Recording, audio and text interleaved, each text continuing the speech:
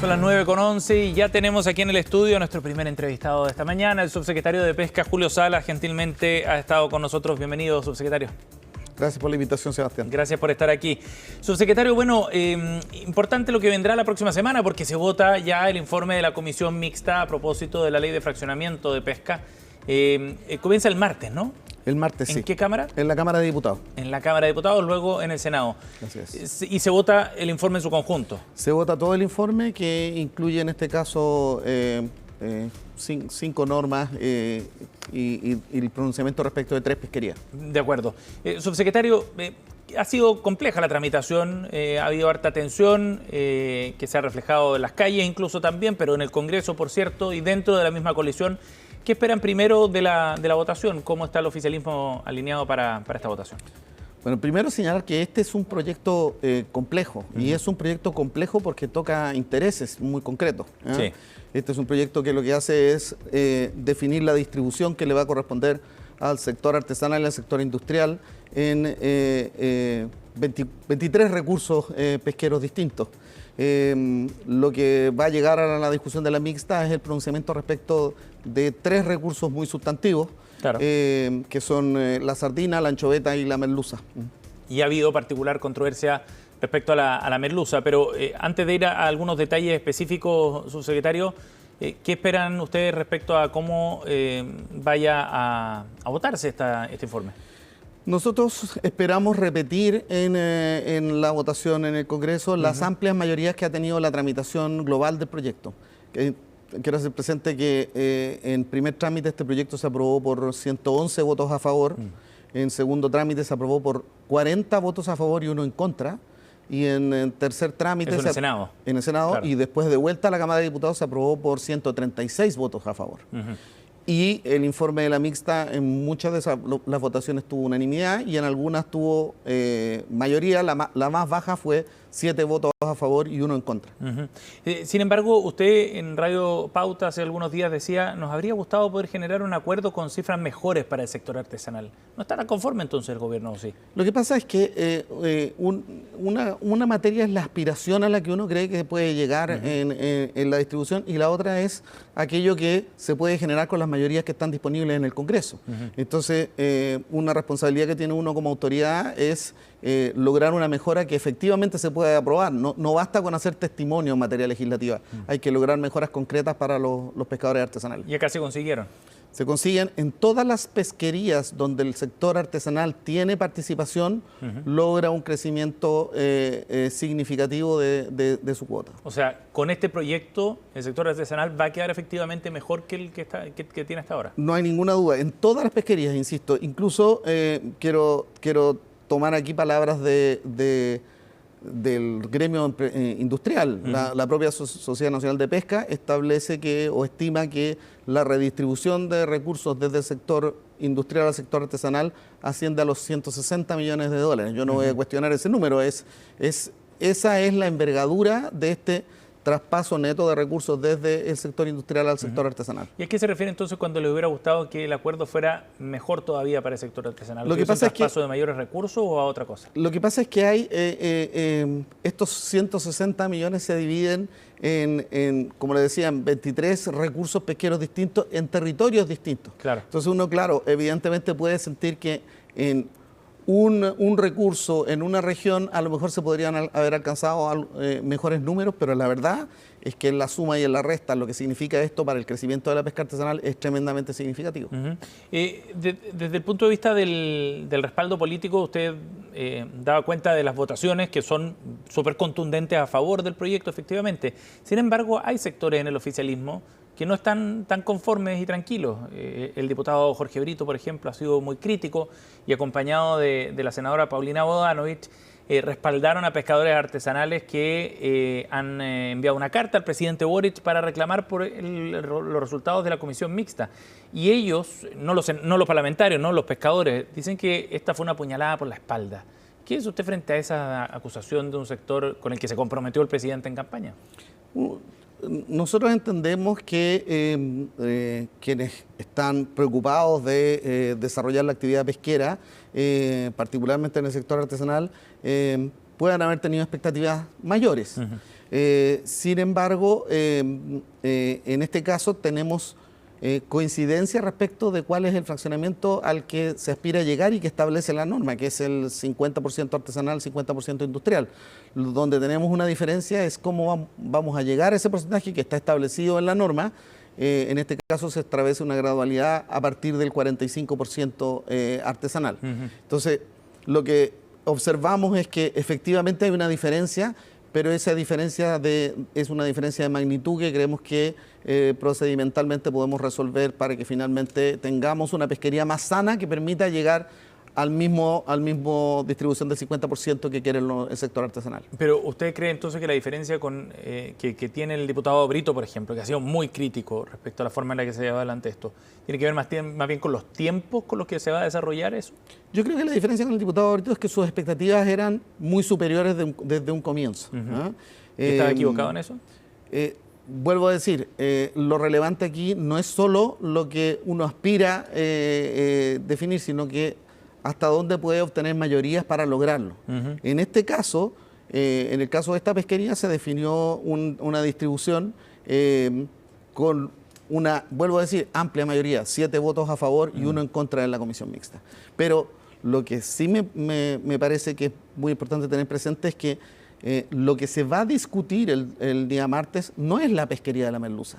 Se va a discutir el informe completo de la comisión mixta, donde sin lugar a dudas lo más importante es la redistribución de la sardina y anchoveta en el Norte Grande, que fue la distribución que fue afectada por la corrupción y el cohecho de parlamentarios en la ley Longueira, y que significó el crecimiento completamente injustificado de una sola empresa, Corpesca, en el Norte Grande. Claro, porque la investigación por corrupción en ese caso y los condenados estaban asociados a esos recursos naturales, dice usted. Eso es así, exactamente, porque lo que se discutió generó una distribución que no tiene ninguna justificación. Estaba asignado más del 80% al sector industrial y ahora hay una distribución inversa. ¿Por qué? Porque este recurso se encuentra dentro de la zona exclusiva de la pesca artesanal y por lo tanto tiene que ser mayoritariamente entregado a los artesanales. Subsecretario, profundicemos en eso. ¿En qué condiciones quedará, si es que se aprueba este informe de la Comisión Mixta, la sardina y la anchoveta allá en esa zona? ¿Cómo cambia ese escenario? Si lo podemos detallar. La sardina y la anchoveta, como le decía, tenía alrededor de un 85% asignado al sector industrial, ahora y un 15% el sector artesanal. Ahora el sector artesanal va a partir con un 55% de asignación y si el sector industrial no es capaz de extraer su cuota, el 45% que le corresponde, va a disminuir 10% cada año, hasta llegar hasta un 85% el sector artesanal. Que ese sería su techo. Exactamente. Y esta es una distribución justa porque este recurso se encuentra dentro de la llamada ARPA, que es el área de reserva para la pesca artesanal. Entonces, esta que es, si hablamos de que el fraccionamiento es el corazón de la ley de pesca, esta distribución, la distribución de la sardina y anchoveta en el Norte Grande, es el alma que se quiere modificar relacionada con la mala distribución y la corrupción que afectó la ley Longueira. Entendiendo cuál es el origen político, digamos, de la iniciativa. ¿Por qué entonces, si ahí está el corazón, si es tan relevante esa distribución en el norte, sardina y anchoveta, se ha puesto tanto énfasis en el tema de la merluza? Porque es probablemente en la merluza donde hay un segmento del sector artesanal que quedó con un nivel de insatisfacción mayor. Crece, pero no crece con sus expectativas. De acuerdo. Pero solo para volver a las cifras, si hablábamos de alrededor de 160 millones la distribución completa que se hace desde el sector artesanal al industrial, la verdad es que eso, 50 millones de esos se explican por esta distribución, la de la sardina y anchoveta, otros 50 millones se explican por la distribución del jurel y el resto se distribuye en las 23 pesquerías restantes. Entonces es muy importante que se visualice dónde está el foco de la distribución, porque justamente eran las pesquerías que tenían distribuciones más inequitativas. Cuando uno tiene un 95% asignado a la industria, como era en el caso del jurel en el Norte Grande, eso había que corregirlo de manera radical. En cambio, cuando las distribuciones estaban más cerca de una distribución equitativa, los cambios son en el margen. Ahora, uno entiende que efectivamente puede haber habido una mejora de parte del sector artesanal en este proyecto, Usted mismo reconoce que quizás no cumple las expectativas del propio sector, pero el presidente también se comprometió con ello, y es lo que recuerda el mismo diputado Brito, oficialista, cuando dice: estuvo en un bote en la Caleta Portales comprometiendo un fraccionamiento equitativo para reparar el daño causado. ¿Se está cumpliendo realmente con la promesa de campaña, entonces, A mi juicio sí, porque lo que ocurre es que antes de este proyecto, en Caleta Portales y en todas las caletas más luceras, sí, la distribución del sector artesanal para el sector artesanal era un 40%. Uh-huh. Ahora van a partir, y si el recurso está en mal estado, con un 45%, y si el recurso está en buen estado, con un 50%, lo que equivale en la práctica a incrementar un 25% la cuota que le correspondía al sector artesanal. Pero si es 45% no es equitativo. No es 50 y 50, que es lo que esperaban los pescadores. Porque la meta es 50-50, pero eso va a depender del estado del recurso, porque el crecimiento depende de, efectivamente, si el recurso mejora en su condición.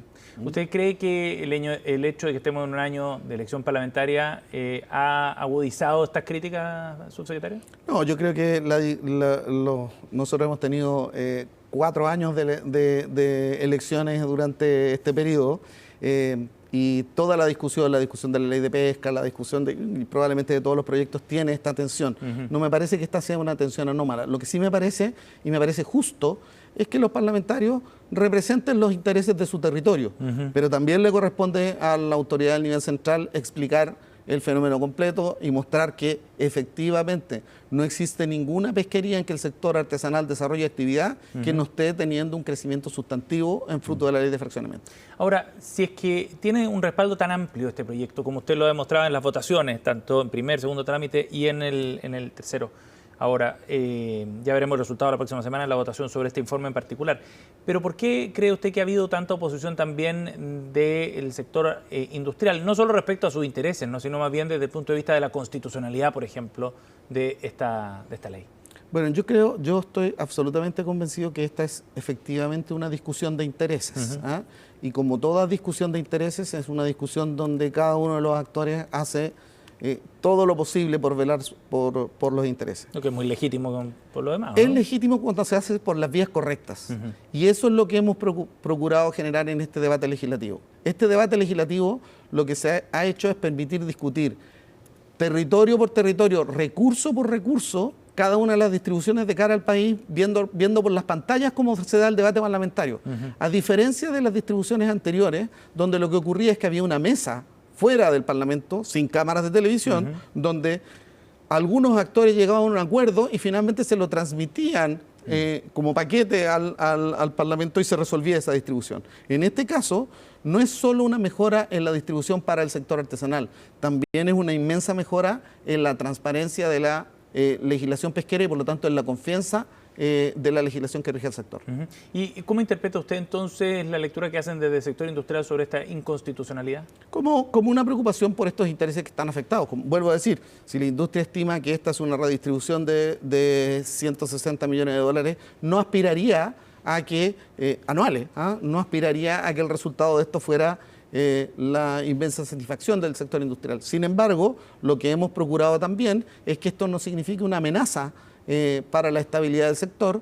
Prueba de ello es que, por ejemplo, la única empresa que había anunciado medidas eventuales de cierre, uh-huh, revirtió esas medidas fruto de el trabajo que hemos realizado para generar una distribución equitativa que permita generar uh-huh las amplias mayorías. Subsecretario, a propósito de eso, del caso de Pacific Blue y esta pesquera que había advertido con la posibilidad de cierre de su planta en Talcahuano, un asunto que se revierte finalmente, ¿cree usted que podrían haber obtenido un mejor resultado si es que no se hubiesen equivocado los números expuestos en el Congreso? Sí, yo en eso quiero ser bien específico. Más que una equivocación en los números, lo que ocurrió es que se presentaron los números que dieron origen al proyecto. El proyecto se presentó en septiembre del año 2024 uh-huh y se presentó con los números de septiembre de 2024. Y no se clarificó en la presentación en la comisión mixta que se repetía ese mismo cuadro. Y eso efectivamente se corrigió inmediatamente a la sesión siguiente, donde se mostraron las cifras actualizadas a la fecha de la discusión. Pero el ministro Grau reconoció un error. Porque había una desactualización del debate, del tiempo del debate concreto, o al día siguiente. Por eso es que era muy importante asegurar mayoría, porque hay que establecer confianza entre todos los actores. Por eso en la sesión siguiente se le entregaron toda la información y a mi juicio los parlamentarios tuvieron la disposición de resolver dos cosas. Primero, una indicación que fue presentada transversalmente desde la UDI hasta el Partido Comunista para resolver la distribución de esa pesquería y en segundo lugar resolver que toda la votación de la comisión mixta se iba a establecer como una sola votación y no dejar la merluza como una votación separada, que era lo que estaba generando eventualmente el riesgo de rechazar esa pesquería. Subsecretario, estamos con Julio Salas, subsecretario de Pesca aquí en CNN Chile Radio. Respecto al desarrollo del sector y a los efectos que esto va a tener, ¿de qué manera cree usted que el sector artesanal puede realmente aprovechar esta redistribución de recursos? Porque eso requiere también capacidades técnicas, capital, capacidad y recursos humanos también, ¿no? Para poder alcanzar cuotas que son más altas, usted lo ha dicho, en estas 23 pesquerías a lo largo del país. Nosotros tenemos, históricamente Chile ha tenido un sector artesanal muy activo, que producto de la norma de los últimos 15 años se vio deprimido en su actividad. Pero la verdad es que tenemos un registro pesquero artesanal de más de 100.000 pescadores artesanales, embarcaciones a lo largo de todo el país, y tenemos una industria que tiene, esto es importante, relaciones de colaboración y de competencia, pero también relaciones de colaboración con el sector artesanal. Es decir, cuando los artesanales pescan, buena parte de lo que pescan los artesanales tiene como destino las plantas de la industria. Y por lo tanto, esta es una actividad que va a permitir que el sector artesanal se desarrolle como proveedor y al mismo tiempo la industria se desarrolle en el procesamiento de los recursos. O sea, no necesariamente el sector artesanal va a llegar al consumidor final, digamos. En algunos casos sí, en algunos casos sí, respecto de algunos recursos, algunas especies que se distribuyen, efectivamente corresponden que lleguen directamente al consumidor final y por lo tanto bajen los precios para los consumidores. Pero en el caso de otras pesquerías, como lo que veíamos, esta mega redistribución de la sardina y anchoveta, ese es un recurso que normalmente llega a las plantas de proceso para su procesamiento como harina más que como consumo humano. Y a propósito de eso, del consumidor final, ¿esto va a significar alguna modificación en los precios para los consumidores finales de pescado? Me imagino que cada situación es distinta, pero en términos generales. Nosotros esperaríamos que las modificaciones en la distribución permitan, por ejemplo, en el caso de la reineta o en el caso de la merluza, que efectivamente tengamos impactos positivos en el valor final que va a observar el consumidor al corto plazo. ¿Y eso por qué? ¿Qué factor, desde el punto de vista de los modelos de negocio, desde el punto de vista económico, permitiría ese traspaso de precios favorable a los consumidores? Porque uno entiende que quizás una empresa industrial tiene economía de escala más grande, a diferencia de un sector artesanal, por lo tanto podría ofrecer un mejor precio al consumidor final del sector industrial. Si es que se le da una cuota más grande a los artesanales, ¿por dónde viene ese traspaso? Todos los que hemos vivido en ciudades que limitan con el borde costero, sabemos que las caletas no son solo lugares donde recalan los pescadores, sino que también son centros de comercialización.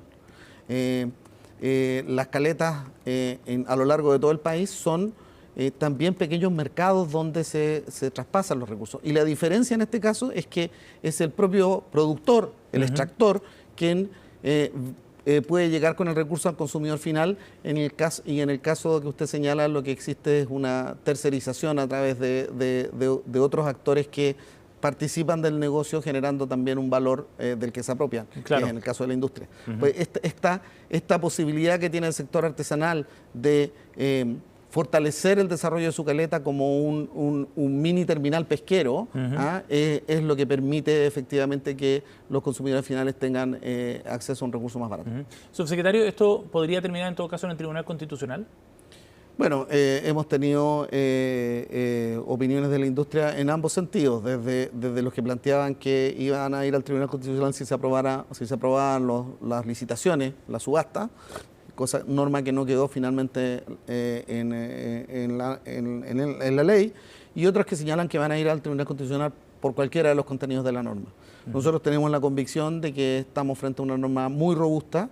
Hay un informe del profesor Gonzalo García, miembro del Tribunal Constitucional por 12 años, que a nuestro juicio respalda muy sólidamente la constitucionalidad de este proyecto.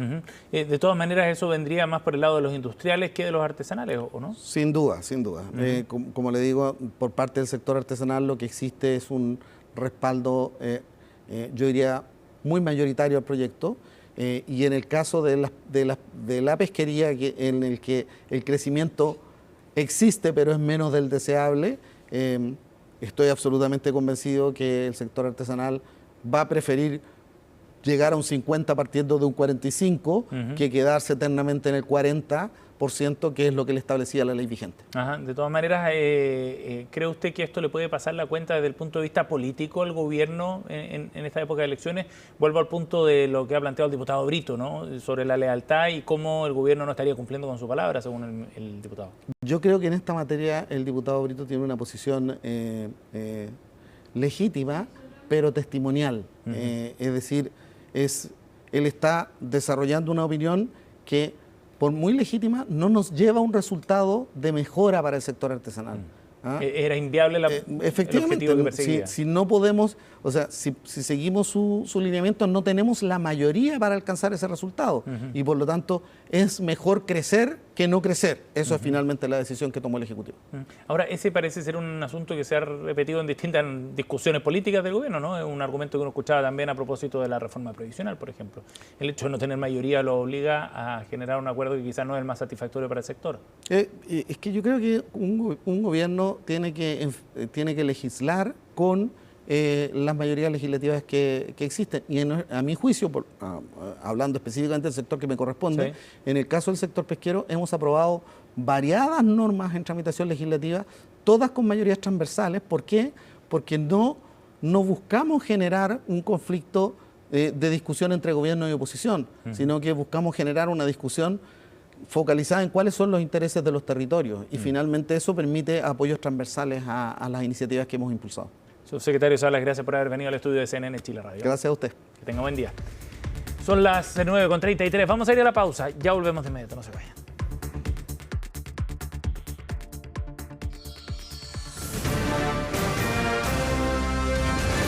Hacemos una pausa y ya regresamos con CNN Chile Radio, AM.